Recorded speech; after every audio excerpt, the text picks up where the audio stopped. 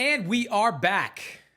Boxing with Mannix and Mora. I'm Chris Mannix. He is the former junior middleweight champion, Sergio Mora. Sergio, on this episode, we are going to talk about a very tough week for Jaron Boots Ennis. We're going to talk about the title fight between Emanuel Navarrete and Oscar Valdez. That's this weekend. Also this weekend, you've got a 140-pound belt on the line with Liam Paro and Richardson Hitchens, which means for you, Sergio, it is Puerto Rican fight week, which it doesn't really matter what fight is taking place as long as you get to go down to Puerto Rico.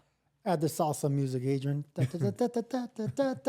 Man, I can't wait. Salsa, good weather, but it's going to be overcast in Puerto Rico and San Juan. So, I mean, I got to bring the sunlight myself. You've already checked the weather report for 5 days from now? Absolutely. I want to know what type of bathing suit I should be taking down there. Don't bring your bathing suit. I don't need to see man. that. I mean, it's on, baby. I mean, I love the food, the people, the environment. Now all I need is the weather to cooperate. You like to get there early too. Unfortunately, a little bit later this week for you to get down there. I want to start though, Sergio, with the fight we saw this past weekend. No real title on the line between Galal Yafai and Sonny Edwards, but a family feud between two guys and two families that have been rivals for many years.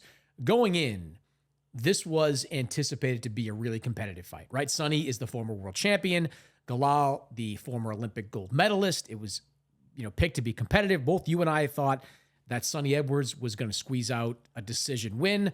Turns out it went the exact other way. Galal Yafai dominated from start to finish, eventually gets a stoppage win over Sonny Edwards, who did not win a single round of this fight. A completely uncompetitive fight. So let's start with the performance of Galal Yafai. We've seen a lot of Galal over the last few years. We've called some of his fights. What did you think of what really became his signature win? It was a standout victory, and he fought like the younger man, but he's not even the younger man. I mean, when you look at the numbers, Sonny chronologically, Edwards, he's not. Yeah. Well, Sonny's 28. Galal Yafai is 31. He was an amateur for so long, and that's the reason he was so successful as an amateur. A lot of these fighters, Cubans back in the day, they used to be grown men fighting young men. That's the reason they're always getting the medals. Russians and so on. They fight late into their 20s and even 30s sometimes just to get that gold medal. Yafai was part of that group. His brothers had good amateur pedigrees as well, but they don't pan out as pros, Mannix. And that's the reason I picked against Yafai, because just like his brothers, I don't like the way they react when they get clipped on the chin. But man, Galal is different. Galal is different because he's stronger than them. He takes a better punch than them. He's more determined offensively. And I just like everything about him. Normally, a lot of these fighters punch over their feet. No. He makes his feet do the leading. He fights behind a jab. He's a southpaw, so he's responsible with it. He doesn't overload and fall off balance. I thought it was a perfect execution of a game plan versus an old foe. Yeah, I used the phrase game plan, and I thought he had a really good game plan in this fight. Not once did he load up on his shots. Like, he was making sure that he kept the pressure on Sonny Edwards.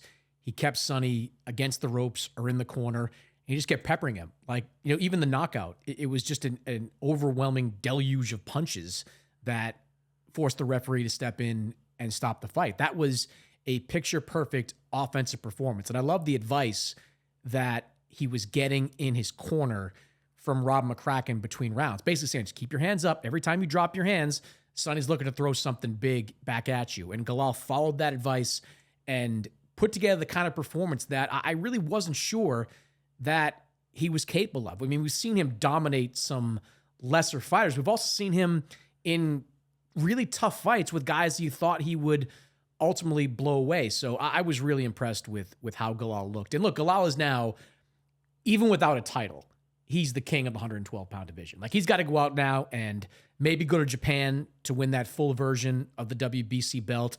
He has the opportunity then to unify in that division. He also has the opportunity, Sergio, apparently, if you believe Eddie Hearn, of being in the BAM sweepstakes. Galal, pretty big kid for a kid. He's a young man, pretty big man at 112 pounds. He's older than Ben. I know. Pretty big guy. So physically, he could probably handle the extra 3 pounds and move up to 115. What do you think of a Galal versus Bam matchup in the future? It's the same thing as what I said with Floyd Schofield. Why? why right now when you have, you know, the boxing world in your palm, you're coming off a big victory. You haven't made really big money yet. You haven't really won a championship.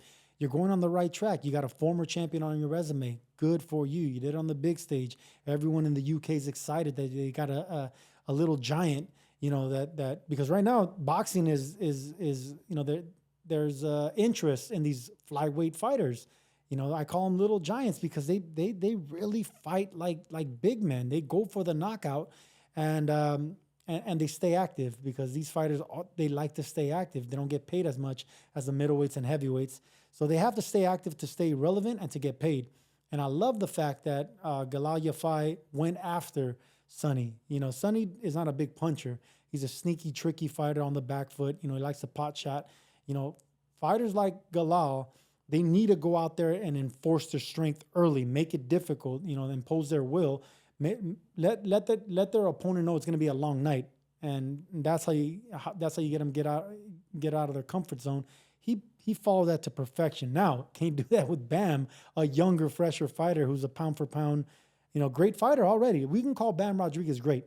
Galal Yafai accomplished great things as an amateur. He had a great win against Sonny. But is he ready to face greatness? I would say it's too early. Well, I know you hate to hear that. I do. And two reasons I think you're wrong. I think the Floyd Schofield comparison is off because Floyd Schofield is 22 and doesn't have anywhere near the amateur background that Galal Yafai has. Floyd Schofield has also never beaten anyone the caliber of Sonny Edwards. So I think in terms of resume, maybe Galal's not ready right now, but one fight, two fights, he's right there. The other part of it is, we talked about this, chronologically, he's 31 years old. Like, if there's an opportunity to be in a big fight against a Bam Rodriguez, you've got to do whatever you can to get into it. On top of that, like, yeah, winning titles at 112 is important. Win one title, right? Go out there and win. Go to Japan, win the 112-pound title, whatever. But can you name any of the other flyweight champions? No, the only reason flyweight was relevant was because of Bam and, to a lesser degree, Sonny Edwards. Like, is it really that important to become the unified champion at flyweight, to become the undisputed champion at flyweight? Isn't a matchup with Bam Rodriguez a lot more significant for Galal Yafai? It is, but see, now you're changing the question on me. You're saying one more year, one or two fights. That's totally different. I thought you meant next. No. I've always said you got to go out there and win a world title. That's what makes the most sense. This is an interim title around his waist. But after he does that, big deal. Like, you know what? Don't then I'm unify. With you. All right. Well, then we just I'm with you because look, I've always said that. Look, flyweight's the only area, the only category where you can jump weight classes. It's only 3 pounds. Yeah. You know, 105 to 108. Galal's pretty big. Galal's a pretty tall guy. Galal's a big guy. He has big shoulders, muscular. He fights like a southpaw, but he's aggressive like a puncher. So yeah, I think with one more fight, especially if it's a championship fight where he can come with leather around his waist and he's a champion, introduced as a champion, he has that confidence as a champion. Yeah, I like the fight. All right, let's talk about Sonny, because I was really disappointed in the performance of Sonny Edwards. Getting beat is one thing. Getting outclassed in a fight that you didn't even want to be in. And I'm not saying that, you know, in a roundabout way. He actually said after the second round of that fight, the microphones and cameras picked it up, I don't really want to be here. He said after the fight that win, lose, or draw, it was going to be his last fight.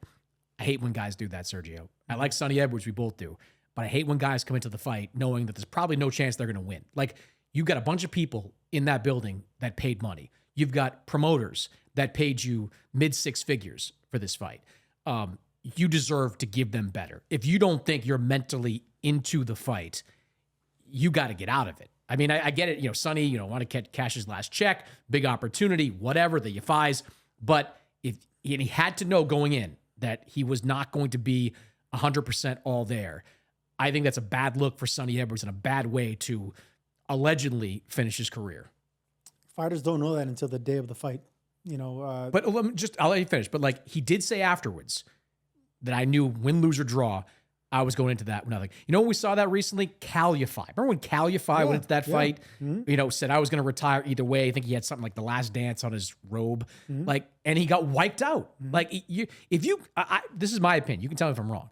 If you go into a fight knowing are thinking, this is my last fight, win, lose, or draw, you've already lost. Yeah. To me, you've already lost. Yeah, you've already resigned internally. And once you start talking or thinking about calling it a career, you're already half the fighter. Part of being a fighter is you think you could beat anybody, especially if you have a full camp. And even if you didn't have a full camp, you still say, I have a puncher's chance. Even if you're not a puncher and you're just a strict boxer, you think you have a boxer's chance. Say, I can outbox this guy for 6 rounds. I can hold, and it's only a 10-round fight. You start manipulating the truth. That's what fighters do because we're ignorant. But we need to be ignorant in order to do the stuff that we do in the ring. All right. Sometimes, a sane person looks at fighters and like, how could they do that? And it's because we're somewhat prideful and ignorant, man. But if we channel that with being in great shape, having a great camp, our team backing us, our support is there, and the fact that we're getting paid really good money to do it, then it's a career. That's how we convince ourselves to do what we do. But whenever the hunger is gone, like it clearly was for Sonny Edwards, that it's your last payday, and you don't know until the last minute of the fight, the day of the fight. I'm gonna use myself as an example. That's the only thing I could do with the Daniel Jacobs fight, the second fight. I had the worst camp I ever had in my life. My trainer knew it was the worst camp. I was getting injuries. My sparring partners was beating the shit out of me. When I got to the arena, when I got to the locker room, I still thought I could win. I still was confident. I'm like, man, Jacobs, I dropped him last time. If I drop him again, I'll go for the knockout. I'm probably not going to go the distance. I'm going to have to, stop him early. But I still thought of that. That's the ignorance in me. What happened? I got the floor wiped out of me because I had no more legs out of me. And I looked like an old man. I felt like an old man. And I got beat by a younger fighter the way I was supposed to be beat. But I went out of my shield. I went down, 4 times? I kept getting up. Sonny Edwards didn't do that. And I'm not going to point fingers saying, man, you should have went out on your shield. But a lot of fighters could actually question him because it wasn't physical with Sonny Edwards. He's a younger fighter. He's a younger, fresher fighter who just came off a pretty good win in his last fight. So what happened was in him was a mental meltdown. It was all mental. The spirit, the fighting spirit's gone. Let me ask you though, what happened to that fighting spirit? Because let's go back a couple of years where you and I were in Orlando with Sonny doing some promo stuff for the Bam Rodriguez fight. We went to the Orlando Magic practice facility. We spent a lot of time talking to him about his career and, kind of how he's navigated, being a smaller fighter in boxing. He's like, man, I just love to fight. Like I go to the gym, I just start sparring with anybody. He was a guy that was talking like someone that was going to fight until the wheels came off. Now here we are at 28 years old and he's saying he's retired. Did Bam Rodriguez take something out of him? Do you think that's possible? Like, cause something happened in the last couple of years to make Sonny have this undeniable hunger to always be in big fights, to putting on a performance like that. Two parts of that question. I'm gonna get to the first part. Yes, when we're in Orlando, I loved meeting Sonny Edwards. Never met him. I got along with him like we were best friends. We were chopping it up. We were talking. Funny stories. But I also noticed this guy was a smoker. I'd never met a champion. That's true. I've never met a world champion that smoked cigarettes on the top level.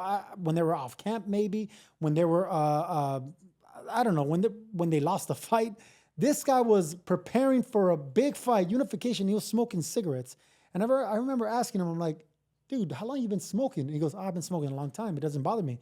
And then he tried to make a case for himself saying that smoking doesn't affect the lungs or conditioning. That's when I knew this guy's talking out of his ass. He broke out his phone and tried to Google some stuff. Yeah, he tried to Google conspiracy theories about it not being bad for your lungs. That's when I knew he was talking out of his ass, though. But that's Sonny. That's what made him a champion. The fact that he believes his own bullshit. He acts as if. So that got him to the top. We can't question him otherwise. But it's his lifestyle outside the ring. It's the fact that he had injuries that we didn't know about. It's the fact that Bam Rodriguez took his championship soul. And sometimes it just takes one time for a fighter to do that, and they're never the same. Think Nazim Ahmed. He only got beat one time by Barrero. We never seen Nazim on the big level again. Good point. Because they need that swag. They need that I'm invincible feeling. And once that's out, they just don't know how to react because once that chin gets checked, and mind you, he didn't lose by decision. He got knocked out, by Bam Rodriguez. So yeah, I think Bam took something out of him. That pack a day of cigarette habit took something out of Sonny. And I think the injuries, the traveling, the lifestyle, and the fact that he's a family man thinking ahead, all those things came into play, and he decided to call it a career early. A lot of people would say it was smart, and in the long run, it will be smart. But I still question. I still question, like, dude, you're 28. Yeah. Find your hunger somewhere. Find your hunger somewhere. This is what I'm saying. Like, I would put the odds, the percentages at Sonny Edwards being really retired at 0.001. Oh, you think he comes back? Yes. Okay. He's 28 years old. Right. He is a boxing lifer. He's got some management stuff going on there. He might do some commentary over in the UK, but eventually he's going to want to get back in the ring. Maybe it takes 2 years, but he's still only going to be 30 at that point. He's going to come back. I think there's no doubt about that. I could see that. All right. Let's talk about Boots Ennis, who has had a pretty tough last few days. For the last few weeks, Sergio, there has been widespread speculation that Boots Ennis was on a collision course with Vergil Ortiz. Vergil Ortiz, who in the last year moved up to 154 pounds. This past summer, won a fun fight against Sergey Boachuk. He has been penciled in for one of those slots on the February 22nd show over in Saudi Arabia. Boots seemed like a natural fit. They were rivals at 147. Right after Boots' win over Karen Chukadzian, he said, I think I need to move up to 154. All the stars seem to be aligning for that fight, and now it's not happening. Apparently, Sergio, according to Eddie Hearn and others, the fight was appealing to Boots Ennis, but only at 147 pounds. Now, if you follow Vergil Ortiz, you know there was no chance in hell he was ever going to fight anyone at 147 pounds. Just look up what he went through between 2021 and 2023. All the health issues, some of which were weight related. He was never coming back down to 154 or 147, and Boots and his team had to know that. So, Sergio, the facts are he was offered a boatload of money to fight Vergil Ortiz, and he is choosing not to. I know we don't like to use the word duck that often here on the show, but this feels like a pretty big duck for Boots Ennis. I want to quack. I want to quack, but I got to have respect for this champion from Philadelphia, undefeated beast with pound for pound talent. He's a new signing to Matchroom Promotions. So I'm not going to go as far as to call him a duck, Chris Mannix, but I am going to say that he faux gras his way out of this. That's duck liver to you fancy people. Yeah, man, it's not a good look for Boots. It's not a good look because when you're a Philly fighter, man, you're supposed to fight anyone, anytime, especially when you're getting a lot of money. He's going to make a career high payday to fight a non-champion, a contender, an interim champion in Vergil. Low what seven are you figures, afraid of? good money. What are you afraid of? So they paid you your career high payday. It's going to be on a main event on a huge card. All eyes are going to be on you, and it's going to be a guy that hasn't even won a world championship yet. This is exactly what you need to do. You're the champion moving up. What is going on? So I hate to be so hard on Boots Ennis, man, but I got to keep it real as a former champ, as a pundit, as a critic, whether you fight on this side of the street or not. Terrible look, man. He should have fought Vergil Ortiz, and Ortiz is looking like a monster right now because he goes, all right, I told you didn't want to fight me. I told you all these guys are avoiding me, and guess what? He's right. None of it makes any sense, right? Like, we know that Boots wants to unify at 147. That was he kept the door, even in my conversation with him in the ring after the fight, he said, if I get a big fight at 147, I can still make it. But you look around, and you've got Amantas Stanionis already having made a deal with Shakram Giasov to defend his title there. You've got Mario Barrios out there. And for what I'm told, they're pretty close to making Mario Barrios against Conor Benn. Like, I know there's some stuff there about Manny Pacquiao. I don't think that's real. So Mario Barrios against Conor Benn in the UK, chance for Barrios to make huge money fighting Conor Benn. That's very much in play. Brian Norman, we know the score there, right? Like, Brian Norman wants a pile of money. He's also, I know his team is talking about rescheduling that fight against Derek Cuevas for the first quarter of 2025. So unless something significantly changes, I don't know where, Boots Ennis goes from here. Even Eddie Hearn said, like, he's now no longer going to fight in February if he doesn't fight Vergil. He's going to have to be pushed to April, and I guess it could even be into May. that doesn't make any sense. It's not like he'd be moving up to fighting this career-long junior middleweight. He'd be moving up to fight a former 147-pounder who he's talked about fighting anyway. And by the way, Vergil Ortiz, Sergio, who's had health issues and who has not looked infallible, right? Like he beat Sergey Bohachuk, but he got dropped twice in that fight. If you made Vergil against Boots, I'd favor Boots, not by a ton, but I'd favor Boots early on in that fight. I think Boots maybe at 154. There would have to be a rehydration clause, maybe. No, you don't. Why? Because I think Vergil would look a lot bigger. No, there's no rehydration clause. It'd probably be for an interim title anyway. So like that, no rehydration clause. You don't need a rehydration clause. But to your point, I would have to favor Boots in that fight. Yeah. To outbox him and maybe get in difficulty later in the fight, and then Vergil will have to do something great and impose his size and will and maybe hurt or drop Boots. But yeah, you know what? Now that I'm thinking about it, yeah, Boots would have to be the favorite in that fight. I think clearly. So that makes it. It just makes. So what does that make it? Say the word, Chris Mannix. Say it. I did. I said it looks like a duck. No, that looks like it. Did it quack like a duck? You just said full gras. Did it walk like a duck? Say the word, Mannix. I just did. Say it, Sergio. The other part of this, I just said it. The other part of this that I don't really get is like, hey, all right, so you want to keep your belt. You just did a mandatory title defense against Chukadzian. You could keep the belt. You could move up to 154, take a fight. If it doesn't work out for you, drop back down, defend your title. I know guys, once they move up, they don't really like to move back down, but Boots is still young enough to potentially get back down and wait. None of this makes any sense, and it's just a bad look overall for Boots Ennis. Now, the Vergil side of it, he is still going to fight in February. I saw a tweet from Turki Al-Sheikh afterwards saying, underneath a Vergil tweet saying, we're still going to get you into a big fight. We've seen Xander Zayas on social media. Shout out Xander, man. Xander Zayas, like, guts from what I was told, kid. They made him an offer, and it was a big offer. And I'm not even sure that his manager or promoter had him on the phone for many more than 10 seconds. He didn't even hesitate. Yes. He tweeted away. Oh, yeah, he tweeted away. So he's on social media. Love it. From what I was told as of Sunday night, Xander is not the preferred choice of Team Ortiz. Not that he's not a good fighter, that wouldn't be a good fight, but he doesn't bring a ton to the table right now. A name that I'd be keeping an eye on for a few different fights, including this one, is Arislandi Lara. Arislandi Lara. What? Arislandi Lara has that 160-pound Lara title. is 42 years old, man. Or older, who knows? But he's what? But he's got that belt. Oh my God, man. So he's got that belt. He just defended it on the Canelo undercard back in September. PBC doesn't really have anything for him. PBC, they had Carlos Adames, and he's now presumably gone to fight Hamza Shiraz. That seems like a fight that's likely. And then there's Janabek, who I don't see any upside to Arislandi Lara fighting then. I know Ben Shalom came out recently and said that Arislandi Lara was a possibility for Chris Eubank. That may or may not be true. I don't know. I do think that Ortiz's team has interest in fighting Arislandi Lara at 160. Ortiz has talked about moving up in weight as well. You could make it a catch weight. Lara just did that for Danny Garcia. That's a fight I would keep an eye on as a replacement fight for Boots Ennis. Keep an eye on that one, because I think it's a pretty good fight too between Lara, who has become. I don't know. He's a physical guy now. He's not the mover he used to be. I don't like that fight for who?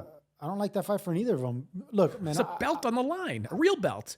Is he really the middleweight champion? He's the WBA middleweight champion. Is that the regular champion? He's not. He got the belt when Golovkin vacated it. Okay, so then he picked up a vacant strap. Look, I got immense amount of respect for Arislandi Lara from day one. But come on, man, he's 40 years old, 40 plus. He's 40. He's still plus. fighting, still have the title. What do you want? If he's got the title, it does not matter, man. Even though you're working the system and Bernard Hopkins your way to longevity, you're still older man facing a beast who has almost 100% knockout ratio in Vergil. Forget the fact that Vergil doesn't have the experience that Lara has. Much smaller guy, though. Lara is a career-long junior middle who moved up to middle for this opportunity. Yes, and then the one time he did have a physical fight, it was fight of the year. Castano. No, not Castano. Castano was a great fight. It was the Hurd. It was Hurd. It was on the undercard that my last fight was. And that was a great fight. I didn't know Arislandi Lara had that guts in him. So now he's become more of a gutsy, flat-footed fighter than a boxer. it's not going to be a good look for him in front of a wrecking ball like Vergil Ortiz. Yeah, but he's got power though. Like he's got power at 50. Sorry, now man, that he, I don't like it. okay, I don't know why. I don't know why you don't like it. You think he's he's too old and going to get beat up? Yeah. All right, well, give up the title then. Yep. Don't have the title anymore. If you're too old to be the middleweight champion, don't have the damn title anymore. Right? Like, and I think you're vastly overestimating how non-competitive this fight will be. With Erislandy Lara, since he started standing in the pocket, he's knocking guys out. He knocked Danny Garcia out in the last fight. Danny, of course, was past his best days. But that straight left hand, that's real.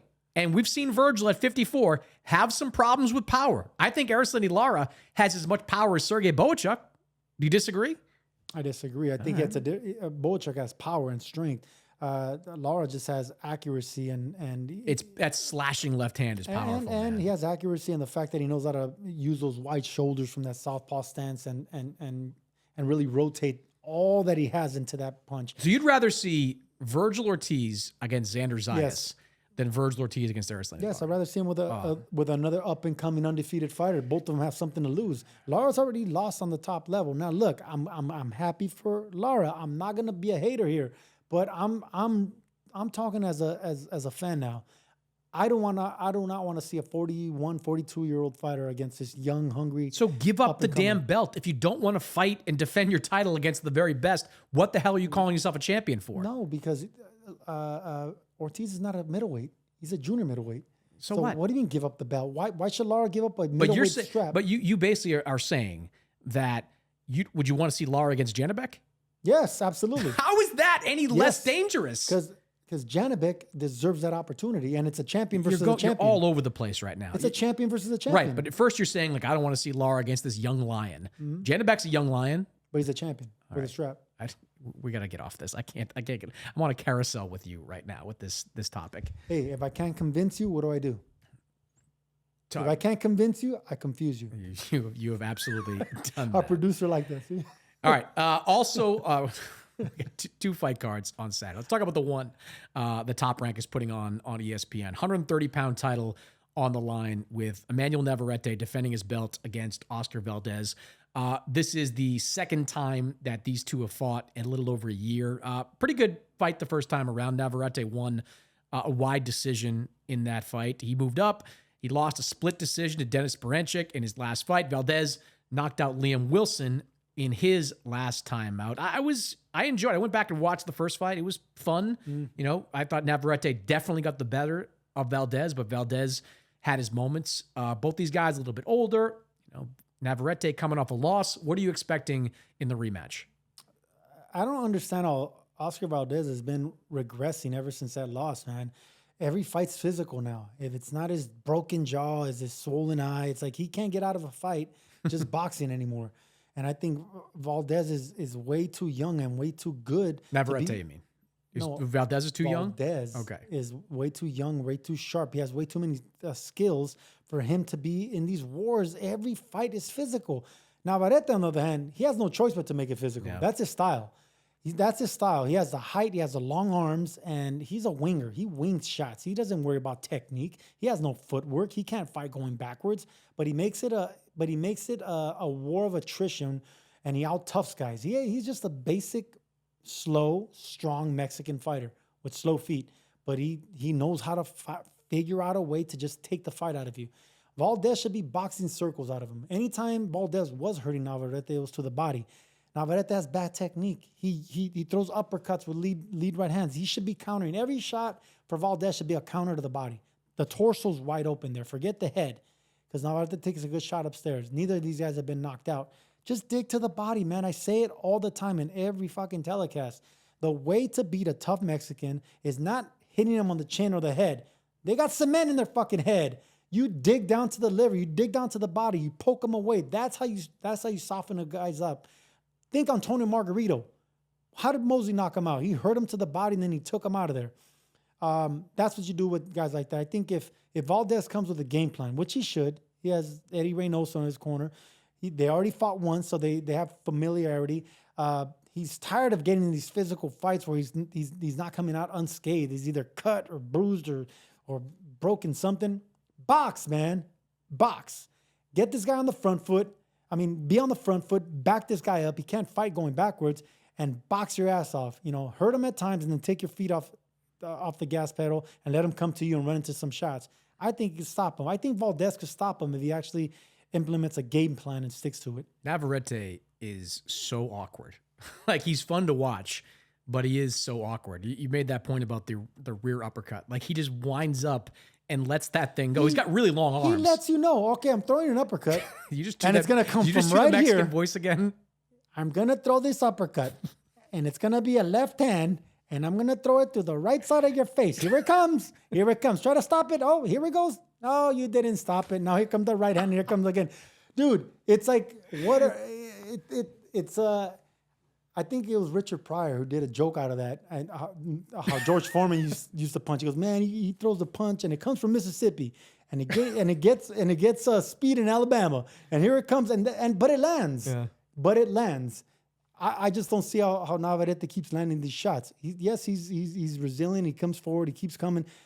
But man, you got to counter these shots when you're quicker fighter like Valdez. So Valdez better not get in a war with this guy, because it's going to be the exact same war. Fun for us, not going to be fun for him. Yeah, I can see this fight going the exact same way as the first one, because Valdez did have some moments in that first fight. I think his moments came when he was applying pressure, forcing Navarrete to fight on the back foot, digging to the body like you were talking about. But those moments were overshadowed by a lot better moments from Emanuel Navarrete. I think it goes the distance, but I think at the end of this fight, you're going to see Valdez once again all marked up, his eyes swollen, banged up, and Navarrete winning 118, 110, 117. No. Yeah, that's how the first one basically went.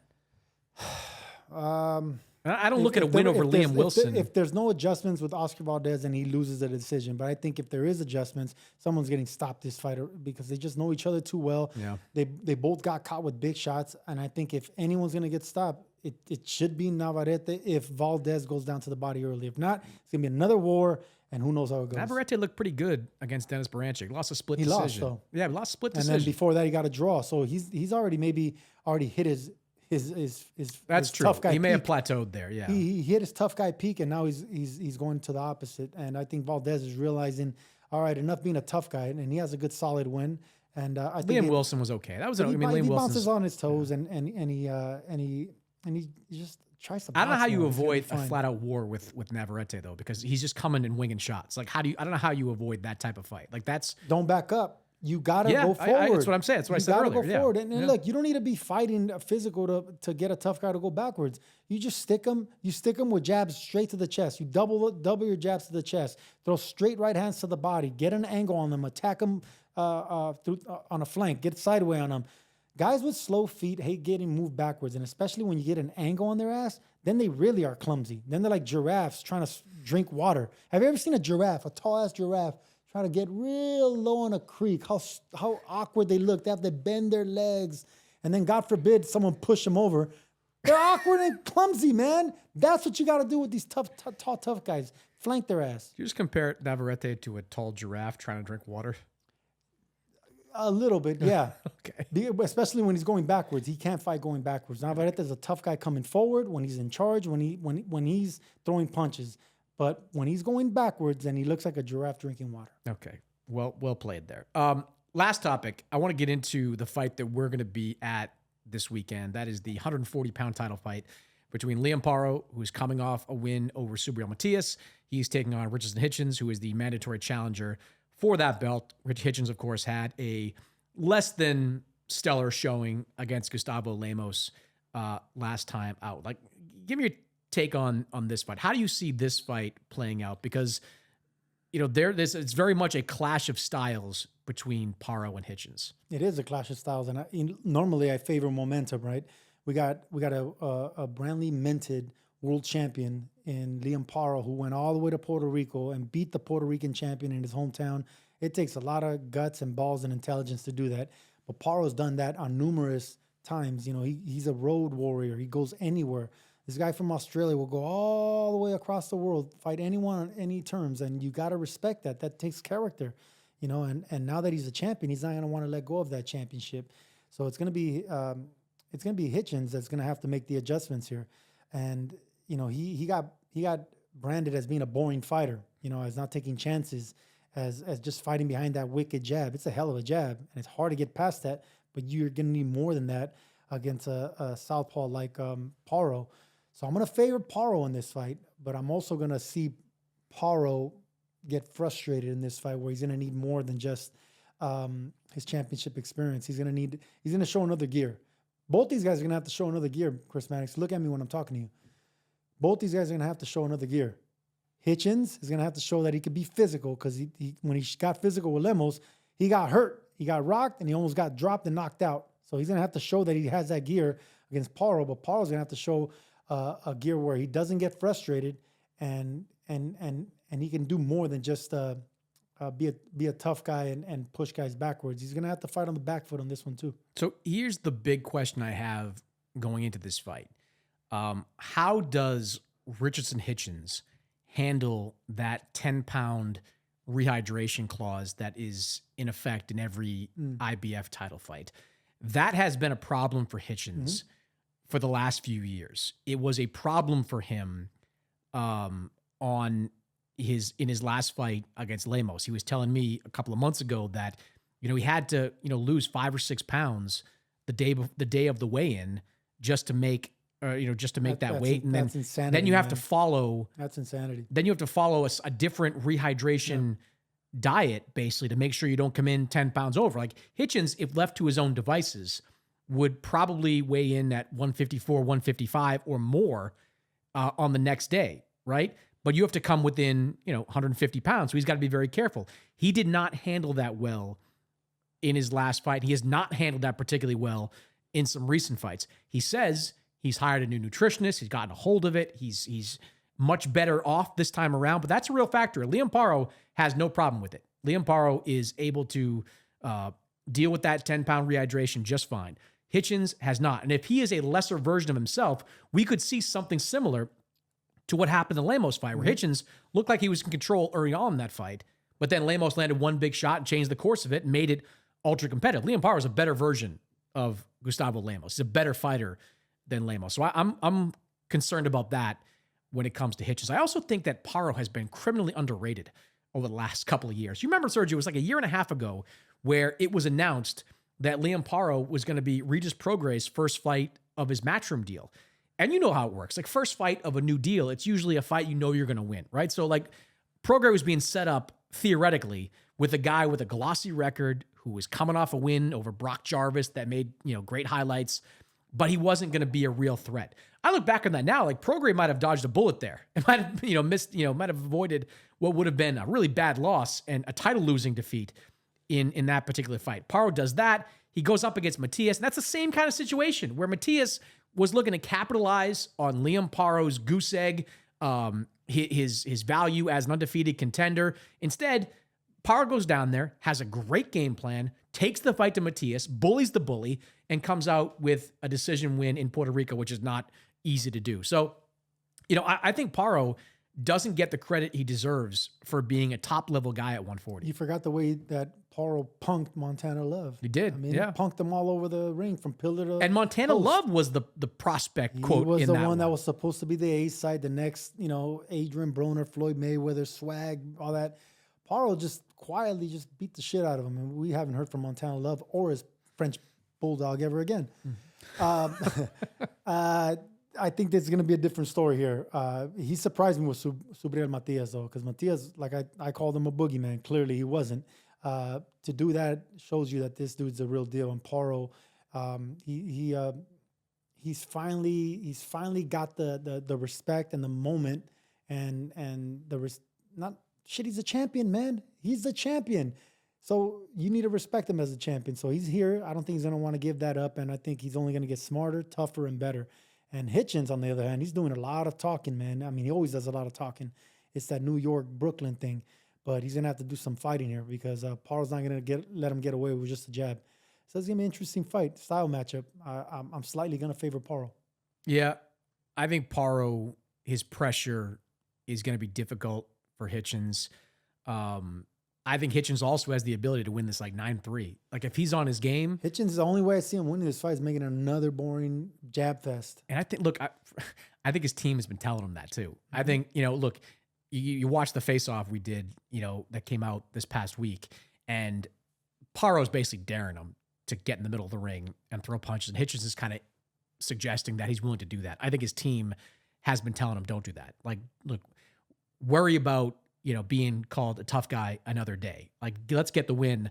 Let's get the belt. Because if Hitchens gets the win, there's a chance that he could make a fight with Teofimo Lopez, a unification fight at 140. He can always go over to the UK and fight a Jack Catterall and make a pile of money. Look, it's not, I don't think it's wrong to say that, like, in this case, Paro is the home fighter. They're both Matchroom guys, but Paro is the guy that Matchroom is invested in because they just signed George Kambosos. Right. Like, and they signed George Kambosos for an Australian mega fight. They just announced a new signing over in Australia. Like, they're trying to build up their Australian stable. What better way to put on a big event in Australia than to have Paro against Kambosos headline it? So Hitchens has got to be on his game. And if I'm Hitchens, and look, it's not great for television, I'm not trying to be the man here. I'm not trying to be physical. Of course you're not. When do you want to be a man? But no, I'm just saying, you want to win. Win at all cost. No matter what it looks like. Win. Jab your way to a win. Move your way to a win. I agree, but don't question his manhood either. I mean, shit, you could be a man and box the ears off this guy. You know what I'm saying? Like, you don't want him to go in there and have to, like, trade punches with Parro. It's not going to work for him. It's not his style. It's not his game. I agree. And look, and Hitchens has that in his repertoire. The dude is a hell of a sniper when he sticks to his game plan, but he is a boring fighter, and I'm starting to question his chin as well. But see, here's the thing: Lemos was a big puncher, and he was aggressive, and didn't look good that Lemos was wiped out in his next fight by Keyshawn Davis. Yeah, but Davis is a beast, and he's a proven beast. 135 though, and he was like 6 pounds overweight for that fight. Look, Hitchens needs to prove something in this fight. Parro's not going to let him just use that jab. So yeah, it's going to be an interesting clash of styles. Either it's going to be Hitchens in a one-sided jab fest, or it's going to be something special with Parro, and that's the reason these fights are intriguing. And it's for a championship, IBF championship belt. So that's always great. And new. You're going to hear someone say and new or and still. That's always great, man. It's great storytelling. And it's great coming from the new king of the Puerto Rican bar scene this week, Vergil Ortiz. Wepa! Vamos, papi!